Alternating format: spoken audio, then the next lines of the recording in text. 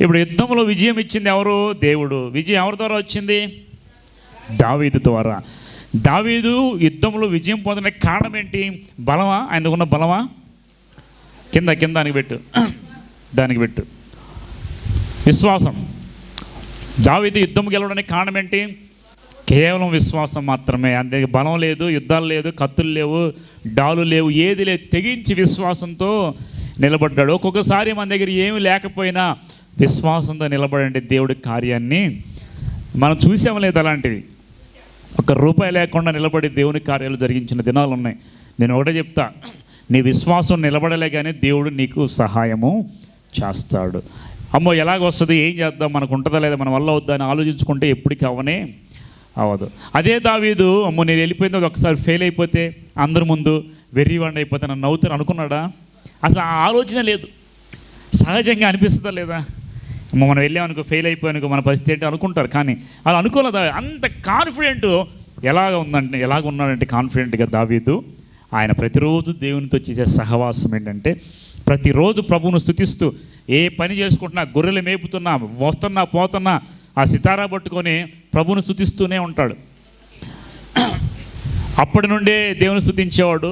ఆ స్థితి ఉన్నవాడు రాజు అయిన తర్వాత రోజు ఎన్నిసార్లు స్తుతించాడు దేవుణ్ణి? 7 సార్లు అంట. దావీదు నీలాంటి నాలాంటి సాదాసీద మనిషి కాదు. అయ్యా ప్రార్థనకి రండి, ప్రార్థన చేద్దాం, ఎక్కడ కుదురుతుందండి, టైం అసలు కుదరట్లేదు, మాకు ఆ చుట్టాలు వచ్చారు, లేదంటే ఆ పని ఉంది, ఈ పని ఉంది, ఉద్యోగం ఉంది, జాబ్ ఉందని ఏదో ఒకటి చెప్పుకుంటాం. దేవునికి ప్రథమ స్థానం ఇవ్వాలి అన్నిటికన్నా. అలాంటి వాడు ఆస్వాదించబడతాడు. దావీదు రాజు అయిన తర్వాత, ఆయనకి రాజుగా ఉన్న తర్వాత ఎన్ని పనులు ఉంటాయి చెప్పండి? అన్ని పనులు ఉన్నా కానీ ఎన్నిసార్లు స్తుతించాడు రోజు? 7 మార్లు. దావీదుని మనం మాదిరిగా చేసుకో. అంత గొప్ప రాజే 7 సార్లు ప్రభువును స్తుతిస్తే ఏం పని పట్టలేదు. నేనేం చేయాలి ఇప్పుడు? 10 సార్లైనా స్తుతించాలి. కానీ ఒకసారి ఆయన స్తుతిస్తున్నామంటే విషయం ఏంటంటే మన హృదయము దేవుని హృదయంతో అంటు కట్టబడి లేదు కాబట్టి మనం ప్రార్థన చేయలేకపోతున్నాం. కాబట్టి దావీదుకి విజయం ఇచ్చాడు దేవుడు. ఆ రాయి తల తీసుకొని వెళతా ఉంటే వాళ్ళందరూ కూడా, ఇజ్రాయేల్ అందరూ ఏం చేశారు? దావీదుకేమో 10,000 7 వచ్చిన చూడమ్మా 18:7. ఆ స్త్రీలు గాన ప్రతిగానం చేయొచ్చు, వాయించచ్చు. సౌలు 1000 కొలదియు, దావీదు 10,000 కొలదియు శత్రువులను హతము చేసినది. ఈ మాటలు సౌలుకి ఇంపుగా ఉన్న అతడు బహు కోపము తెచ్చుకొని. చాలు, సౌలు గురించి చెప్పుకున్నాం మన. ఇది బహు ఇంపుగా ఉందా? సౌలు దావీదును పొగుడుతుంటే ఆ మాటలు ఇంపుగా లేనందున ఏం చేశాడంట? ఈరోజు నీ మీద ఎవరైనా కోపం తెచ్చుకుంటున్నారంటే దానికి కారణం ఏంటి? నీ ఇంపు వారికి కంపు. వినండి జాగ్రత్తగా. ఎవడి కంపు వాడికి ఇంపు. అర్థమవుతుందా? పక్కనోళ్ళ ఇంపు పక్కనోళ్ళకి కంపు. అంటే ఎదుటివాడు ఇంపుగా ఉంటే మనకు కంపుగా ఉంటుంది, మన కంపు మనకి ఇంపుగానే ఉంటుంది. జాగ్రత్తగా వినండి. సౌలు పడిపోవడానికి కారణం ఏంటంటే ఆశీర్వదించబట్టం, అతను అందరిచే పొగడబట్టం చూసి ఓర్చుకోలేకపోయాడు. మత్సరము ఎముకలకు కుళ్ళు మత్సరం. ఒకరిని చూసి ఓర్చుకోలేని తన మన ఎముకలు ఏం చేస్తే తెలుసా? ఏం చేస్తుంది చెప్పండి? క్యాన్సర్ లాంటిది అది. అందుకే మీకు చెప్పా, పక్కన బాగా బతుకుతున్నాడా, బాగుపడ్డా, అవి కొనుక్కోడా, ఏం భయపడకండి. ఏది పట్టుకెళ్ళే స్థితి అతనికి లేనే. ఏం పట్టుకెళ్తాడు వాడు? మహా అయితే 2 పూట్ల బాగా తింటాడు. ఎంత తింటాడండి? ఇంత తింటాడు ఎవడని చెప్పండి? కడుపు పట్టినంత తింటాడండి. ఎక్కువ తినగలడా? కాబట్టి మీరు ఎవరిని చూసి కుళ్ళుకోవాల్సిన అవసరం లేదు, మత్సరపడాల్సిన అవసరం ఇంపుగా లేదంట సౌలుకి. అది పొగుడుతుంటే, ఎవరిని పొగుడుతుంటే? దావీదుని పొగుడుతుంటే సౌలుకి ఇంపుగా లేదు. విషపు చూపు నిలిపాడు. ఆ రోజు నుండి ఆ విషపు చూపు చివరికి సూసైడ్ చేసుకునేలాగా వెళ్ళిపోయింది. కాబట్టి సౌలుని చూసి మనం జాగ్రత్త పడాలి. అలాంటి అసూయ మన హృదయంలో ఉండకూడదు. ఉంటే మనమే నష్టపోతాం. తర్వాత యుద్ధ విజయం పొందిన తర్వాత ఇప్పుడు 18 వచ్చిన చూడండి, 14 వచ్చిన చూడండి, 18, 14. మరియు దావీదు సమస్త విషయములో సుబుద్ధి కలిగి ప్రవర్తింపగా యెహోవా అతనికి తోడుగా ఉండెను. దావీదు మిగులు సుబుద్ధి గలవాడే ప్రవర్తించడం సౌలు చూచి మర్యాదకముగా అతనికి సుబుద్ధి గలవాడై. ఓకే, దావీదు సుబుద్ధి గలవాడు చూసి సౌలు ఏం చేశాడు? భయపడిపోయాడు. ఈరోజు గుర్తుపెట్టుకోండి, నీ ప్రవర్తన, నీ క్యారెక్టరే ఎదుటి వ్యక్తిని భయపెట్టేలా ఉండాలి. ఒక మాట మాట్లాడాల్సిన అవసరము. ఈ మాట నాకు బాగా నచ్చింది. ఎందుకంటే దావీదు మిగుల సుబుద్ధి గలవాడే ప్రవర్తించడం సౌలు చూచి మరి అధికంగా అతనికి భయపడే. మనుషులు, రాజులు కూడా భయపడతారండి నీవు సుబుద్ధిగా క్యారెక్టర్ బాగుంటే. నీ స్థితిని చూసి అనేక మంది భయపడాలంటే నీకు డబ్బు కాదు కావాల్సింది, నీ మాట మీద నిలబడటం, మంచి బుద్ధి, మంచి ప్రవర్తన ఉంటే రాజులు సైతం నీకు భయపడిపోతారు. అదే దావీదులో చాలా తగ్గింపు. తర్వాత 18వ అధ్యాయము 18 వచ్చిన చూడండి. దావీదు సుబుద్ధి కలిగిన వాడు, విశ్వాసం కలిగిన వాడు, దావీదు భక్తి కలిగిన వాడు. ఇప్పుడు దావీదు గురించి ఆలోచిస్తే ఇంకో విషయం చూడండి, 18 అమ్మ చదువు.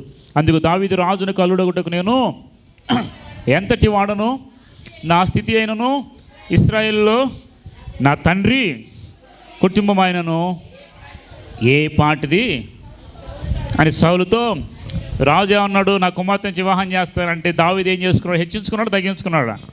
ఏమన్నాడు? అయ్యో రాజుకి అల్లుడవడానికి నేను, ఈరోజు ఎవరన్నా మినిస్టర్, ముఖ్యమంత్రి వచ్చి ఎవరన్నా అల్లుడు చేసుకుంటారని మీరు ఏం చేస్తారు? అల్లుడు అవ్వకముందే అల్లుడు అయిపోయినట్టు దేశం అంతా రాసిచ్చినట్టు మీరు ఫీల్ అయిపోతాం చాలామంది. కానీ దావీదు ఏమంటున్నాడు తెలుసా? రాజుకి అల్లుడు నగుటకు నేను ఏ పాటి వాడు, నా కుటుంబము ఏ పాటిది, నా స్థితి అయిన ఇశ్రాయేల్లో నా తండ్రి కుటుంబం ఏ పాటి సౌలుతో. దావీదు ఇప్పుడు ఎలాంటి వాడు అంట? తగ్గింపు కలిగిన వాడు. ఇంతకుముందు దావీదు విశ్వాసం కలిగిన వాడు, విజయం కలిగిన వాడు, దావీదు సుబుద్ధి కలిగిన వాడు. దావీదు ఇప్పుడు ఎలాంటి వాడు అంట? ఆయన తగ్గింపు కలిగిన వాడు. ఇప్పుడు ముందు దావీదుకి కుమార్తెనికి వివాహం చేస్తానన్నాడు కదా, మాట మీద నిలబడ్డాడు సౌలు? నిలబడలా. 18వ అధ్యాయంలో 25వ వచ్చిన చూడండి.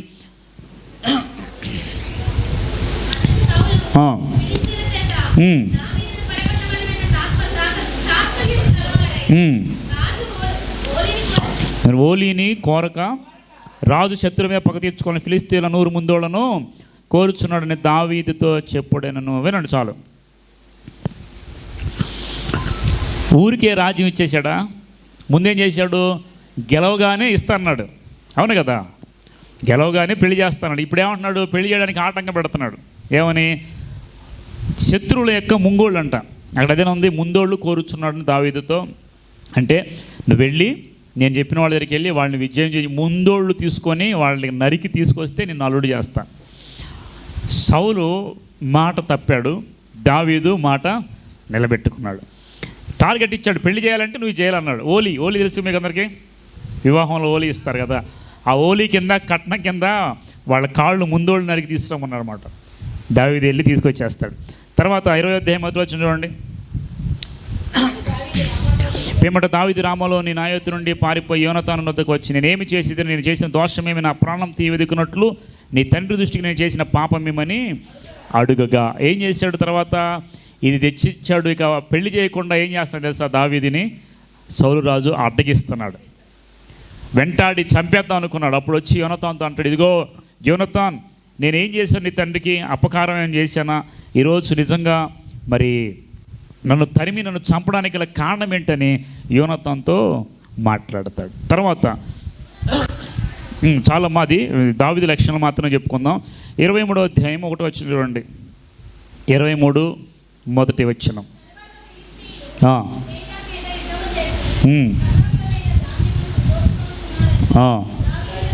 దావీదునకు వినబడెను. అతడు దావీదు, నేను వెళ్ళి ఫిలిష్తీయులను హతము చేయుదునని యెహోవా యొద్ద విచారణ చేయగా, యెహోవా నీవు వెళ్ళి ఫిలిష్తీయులను హతము చేసి కైలాను రక్షించమని దావీదునకు.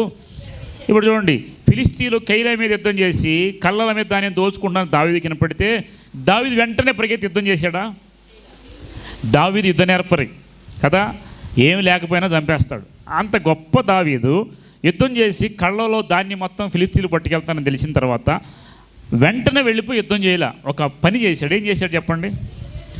దేవుని యొద్ద ఏ పని చేసినా దేవుని దగ్గర పర్మిషన్ తీసుకొని లేవాడు దావీదు. ఈరోజు అది గుర్తుపెట్టి, దావీదు లక్షణాల్లో మరొకటి, ఏది చేసినా ప్రభు దగ్గర పర్మిషన్. ప్రభు నేను చైనా వద్దా?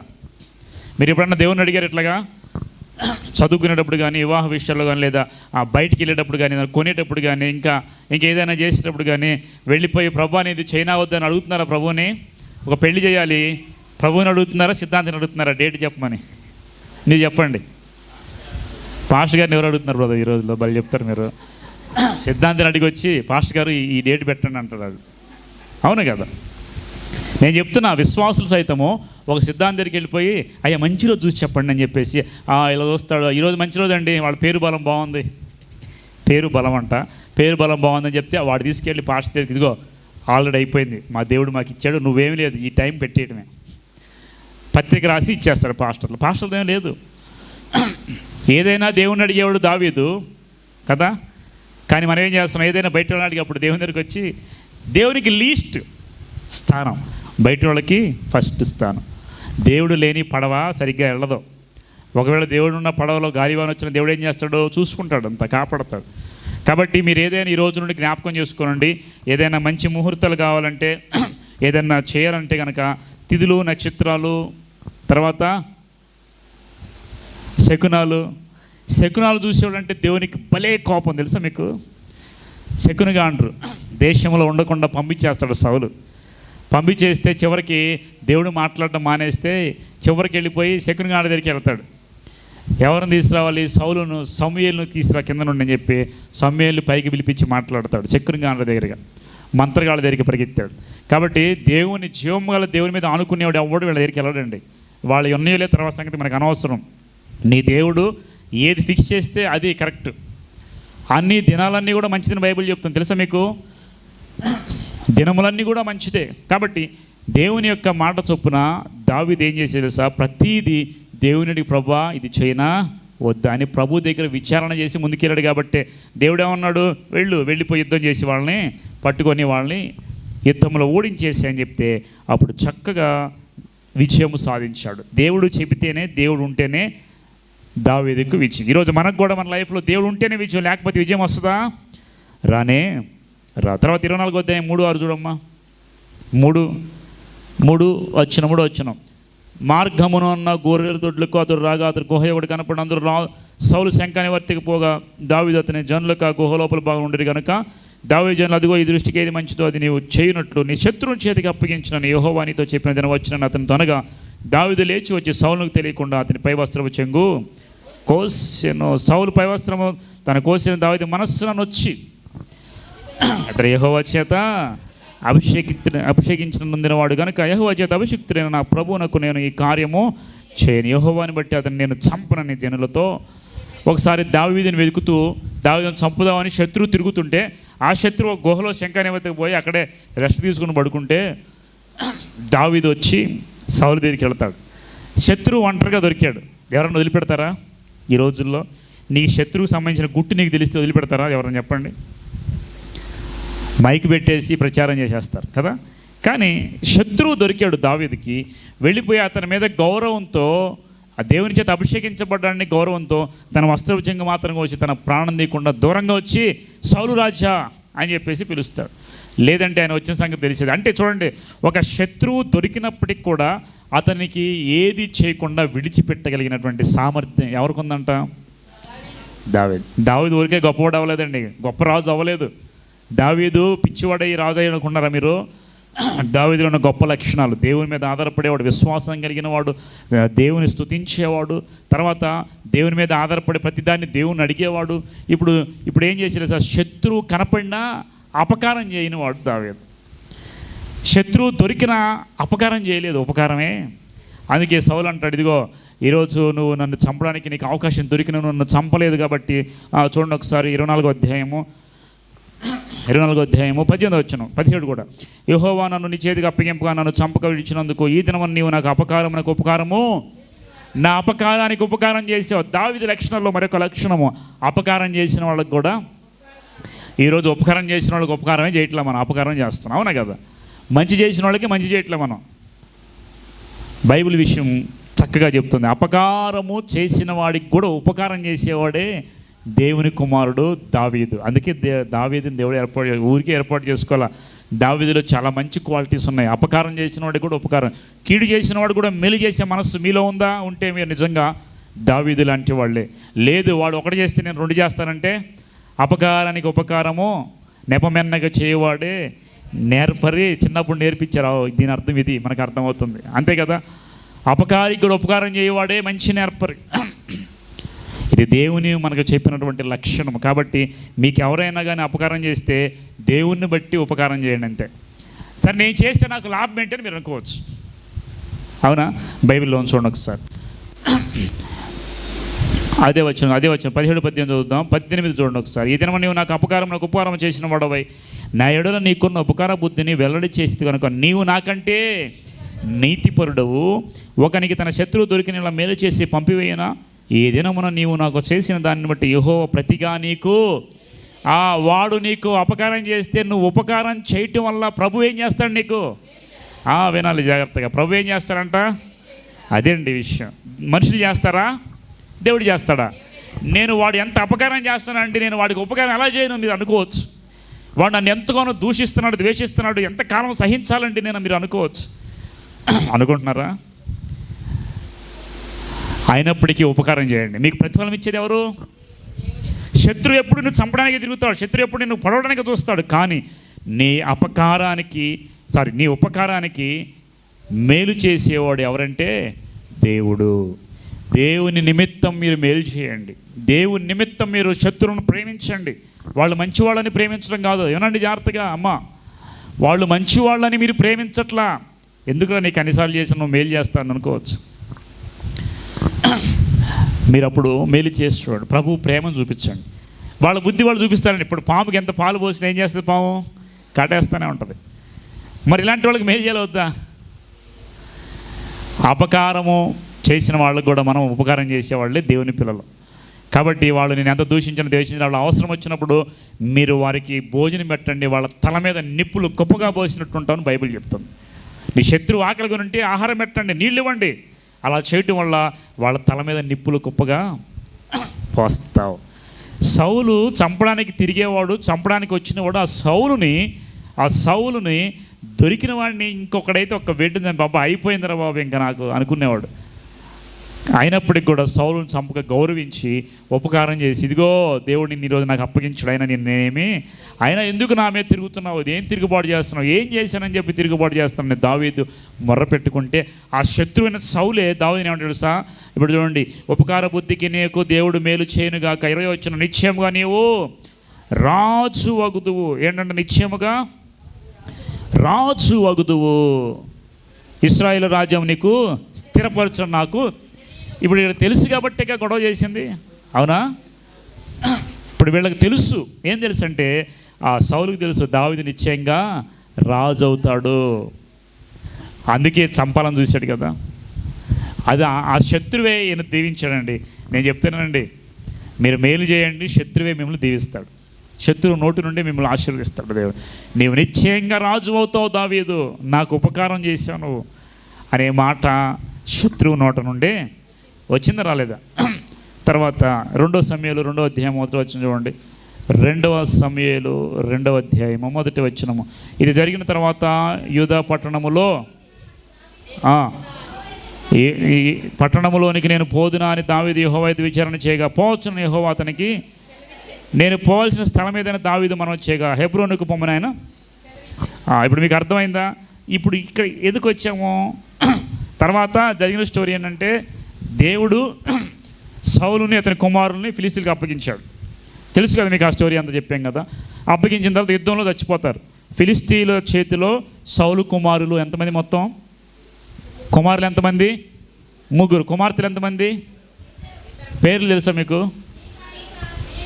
మేకాలు, మేరీనా?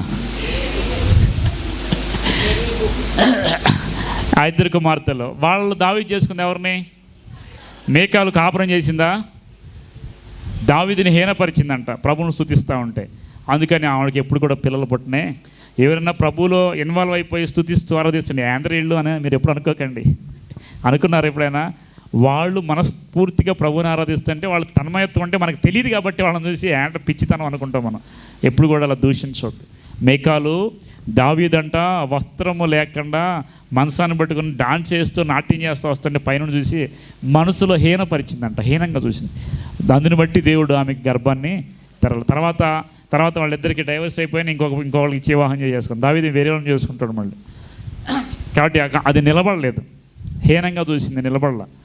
అయితే వినండి, ఇప్పుడు సౌలు అతని కుమారు ఇద్దరు యుద్ధంలో చనిపోయిన తర్వాత దావీదు వచ్చి నేనే రాజు అని కూర్చున్నాడా సింహాసనం మీద. ప్రభు నోడుతున్న ప్రభువా నేను వెళ్ళనా వద్దా అడిగితే ప్రభు అంటాడు, నువ్వు వెళ్ళు. నేను ఎక్కడికి వెళ్ళాలి ప్రభు ఆయనకి తెలుసు, సౌలు రాజ్యం ఎక్కడ పడిపోయింది అక్కడికి వెళ్ళాలని. కానీ దేవుడిని అడిగితే ప్రభు ఏం చెప్పాడు, నీవు పోవాల్సిన స్థలం ఏదైనా దావీదు మనం చేయగా హెబ్రోనుకు పొమ్మని ఆయన. ఇప్పుడు మీరు అడిగితే దేవుడు మీకు జవాబు ఇస్తాడు లేదా, ప్రభు నేనేం చదువుకోవాలి, నేను ఎక్కడికి వెళ్ళాలి అని అడిగితే ప్రభు సెలవు ఇస్తాడు లేదా? ఖచ్చితంగా. నేనేం చదవాలో ఇస్తాడు, మీరు ఏం చేసుకోవాలో మీకు సెలవిస్తా. ఒకసారి దేవుడు మనకి సెలవు ఇవ్వడు కాబట్టి ఏం చేయాలి తెలియక తప్పుడు అడుగులు వేస్తూ ఉంటాం. ప్రతి ఒక్కరు కూడా దేవుడు చెప్పేది మనం అర్థం చేసుకోక తప్పుడు అడుగులు వేస్తూ ఉంటాం. కానీ దేవుని అడిగితే తప్పనిసరిగా ఎక్కడికి వెళ్ళాలో ఎక్కడ ఉండాలో కూడా దేవుడు ఖచ్చితంగా, అంటే తొందరపాటు లేకుండా ప్రతిదాన్ని దేవుణ్ణి అడిగి ముందుకెళ్ళేవాడే ఈ యొక్క దావీదు. అదవుతుందా? దావీదు లక్షణాలు ఇప్పటివరకు ఏం చెప్పాను ఒకసారి చెప్పండి ఫస్ట్ నుండి. దావీదు దేవుని స్తుతించేవాడు ఒకటి, తర్వాత దావీదు అభిషేకించబడ్డాడు, తర్వాత దావీదు విశ్వాసం కలిగి యుద్ధం గెలిచాడు, తర్వాత దావీదు ఏం చేశాడు, దేవుని మీద ఆధారపడ్డాడు, ఇంకా ప్రతిదాన్ని దేవుడిని అడిగేవాడు, తర్వాత రాజుని గౌరవించాడు, తర్వాత శత్రువు దొరికిన ఉపకారం చేశాడు, తను తాను తగ్గించుకున్నాడు. ఇవన్నీ దావీదు లక్షణాలు. ఇవన్నీ మనలో ఒకటన్నా ఉందంటారా? ఇన్ని లక్షణాలు ఒకటన్నా ఉందా మనకి? ఒకటన్నా ఉందా? ఏం లేదు కదా. ఎందుకు పనికిరాని వాళ్ళం మనం. అలా ఉంటేనే దేవుడు ఏర్పాటు చేసుకున్నాడు గొర్రెల కాపరిగా ఉన్నవాడు. అధికారం వచ్చింది కానీ వీటి వెళ్ళిపోయి సింహాసనం సింహాసనం ఎక్కడా? ఎక్కడ? దేవుణ్ణి అడిగి ప్రభు నన్ను వెళ్ళమంటావా లేదా అని ప్రభు దగ్గరికి వెళ్ళాడు. తర్వాత ఇంకా దావీదు గురించి చాలా ఉంది, నెక్స్ట్ ఎపిసోడ్ చెప్పుకుందామా? దావీదు గురించి చాలా స్టోరీ ఉంది. ఇప్పటివరకు నేను అప్పటికి కటింగ్ చేసి వస్తేనే సగం అవ్వాలి. ఇంకా ఆ దావీదు విజయం యుద్ధం గురించి మాట్లాడుకుంటేనే మనకు ఒక పూట అంతా పట్టింది.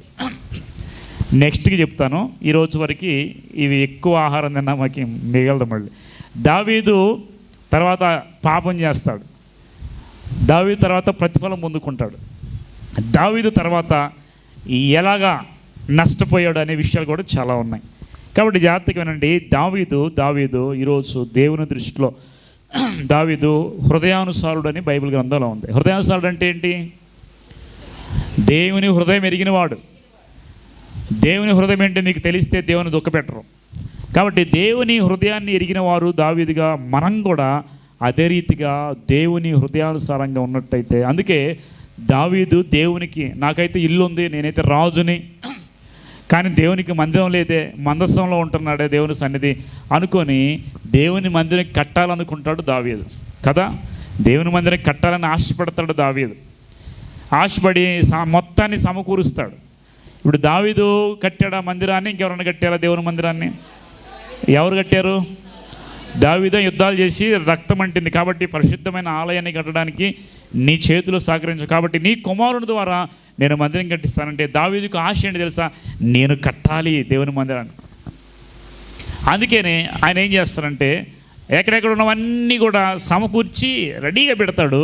పెట్టేసి సొలొమోను వచ్చిన తర్వాత సొలొమోను చేత కట్టింపజేస్తాడు. సమస్తాన్ని ఇచ్చి మందిరం కట్టడానికి బంగారమే కానీ, చెక్కలే కానీ, ధనమే కానీ, ఆ దావీదు కట్టిన మందిరానికి దాదాపు 2 లక్షల కోట్లు అవుతుందండి. ఇప్పుడు దాదాపు 2 లక్షల కోట్ల పైగా దావీదు కట్టించిన మందిరం తెలుసా మీకు? 2 లక్షల కోట్లకు పైగా ధనమవుతుందంట కట్టిస్తే. ఇది నేను ఎక్కడో విన్నాను, మరి ఎగ్జాక్ట్ కరెక్ట్ కాదో నాకు తెలీదు. ఇప్పుడున్న మనీతో ఎస్టిమేట్ చేస్తే దాదాపు 2 లక్షల కోట్ల పైగా మనీ ఒక మందిరం కట్టడానికి. ఒక చిన్న మందిరం కట్టాలంటే మనం ఎంత అల్లాడిపోతున్నాం చూడండి. కానీ ఆ రోజు దావీదు అన్నీ సమకూర్చి, మనందరికీ గృహాలు ఉన్నాయి కానీ దేవునికి గృహం లేదు, కాబట్టి దేవునికి ఒక మందిరం కట్టాలనుకున్నాడు. ఆ మందిరం కట్టడానికి దావీదు సొలొమోనుకి సమస్తాన్ని అనుగ్రహించి సమృద్ధిగా సమకూర్చాడు. ఓకే, అర్థమైంది మీ అందరికీ? దావీదు గురించి ఒకసారి చెప్పండి, దావీదు లక్షణాలు ఒకసారి చెప్పండి. దావీదు ఎలాంటి వాడంట? ఏమ్మా, దావీదు సరే ఎర్రనివాడు సుందరుడు ఆయన పుట్టిగా, అది ఓకే. మళ్ళీ ఆ మాట చెబితే ఎర్రగలిగిన వాళ్ళు బాధపడతాం. దావీదు ఎలాంటి వాడు? విశ్వాసం కలిగిన వాడు, ప్రభువును స్తుతించేవాడు. తర్వాత ఈ గుర్తుపెట్టుకోండి, మొత్తం అవసరంలా చెప్పండి. ఎలాంటి వాడు? మరలా సుబుద్ధి కలిగిన వాడు, విశ్వాసం కలిగిన వాడు, దేవుని మీద ఆధారపడేవాడు, తగ్గింపు కలిగిన వాడు. ఇంకా ఏ పని ఇస్తే ఆ పని బాగా చేస్తాడండి పర్ఫెక్ట్గా. ఇంకా ఆ? నాకేం అర్థం కావట్లే. అమ్మకమా? అపకారమా? ఓకే, అపకారానికి ఉపకారం ఇది చాలా మంచి క్వాలిటీ దావీదు దగ్గర కదా. ఎవడైనా కీడు చేస్తే వాడికి మేలు చేసే బుద్ధి ఎవరికైనా ఉంటుందా? కీడుకి 2 కీళ్ళు చేస్తారు. వాడు ఒకటి చేస్తే మనం 2 రాళ్ళు వేస్తాం. కానీ ఉపకారం చేసేవాడు ఇవన్నీ కూడా క్రీస్తుని బట్టి దావీదు నేర్చుకున్నాడు. దావీదుని బట్టి మనం నేర్చుకోవాలి. ఎవరైనా నీకు కీడు చేస్తే మేలు చేయడానికి మీరు ప్రయత్నం చేయండి. ఖచ్చితంగా దేవుడు మనల్ని ఆశీర్వదిస్తాడు. దేవుడు ఈ మాటలు దీవించి ఆశీర్వదించును గాక. చెప్దాం అందరూ ఆమేన్, ఆమేన్. ఓకే, పిల్లలు ఇంకా రాలి ఇందులోకి. ఆమేన్, ఆమేన్. మీరు మాటలు ఆపండి ఇంకా. Okay, okay. ప్రార్థనలోకి వెళ్దాం. మనం ఎక్కడోళ్ళు అక్కడే ప్రార్థన చేస్తూ ఉండండి. దావీదు వంటి లక్షణాలు నాకు కావాలి ప్రభు అని మీరందరూ ప్రార్థన చేయాలి. తలలో ఉంచండి, ప్రార్థన చేసుకుందాం. తలలో ఉంచాలి. అందరూ ప్రార్థన చేద్దాము. అందరూ దేవా యేసు మీకు వందనాలు, స్తోత్రాలు. సర్వశక్తి కలిగిన తండ్రి, మీకే కృతజ్ఞతాస్తుతులు, స్తోత్రాలు చెల్లిస్తూ ఉన్నాను తండ్రి. మహిమ కలిగిన దేవా, మహాపరిశుద్ధుడా, మీకు వందనాలు. ఈ దినమును మనం ప్రేమించి సజుల లెక్కలో ఉంచి ఎందుకు పనికిరాని మమ్ములను ప్రభా ఈ దినమున మీరు ఆశీర్వదించి నీ సన్నిధిలో చేరి నిన్ను స్తుతించుటకు మాకు ఇచ్చిన అవకాశాన్ని బట్టి నీకు కృతజ్ఞతాస్తుతులు చెల్లిస్తూ ఉన్నాం. గొప్ప దేవుడు నాయన, ఆశ్చర్యకరుడా, ఆలోచనకర్త, సర్వశక్తి కలిగిన యేసు, సర్వోన్నతుడా, మీకే కృతజ్ఞతాస్తుతులు చెల్లిస్తూ ఉన్నాం. మీ ఆత్మతో మమ్మల్ని నింపండి. దావీదు వంటి మంచి స్వభావమును మీరు మాకు దయచేయండి దేవా. దావీదు వంటి గొప్ప స్థితిని మాకు అనుగ్రహించమని ప్రార్థన చేస్తున్నాను తండ్రి.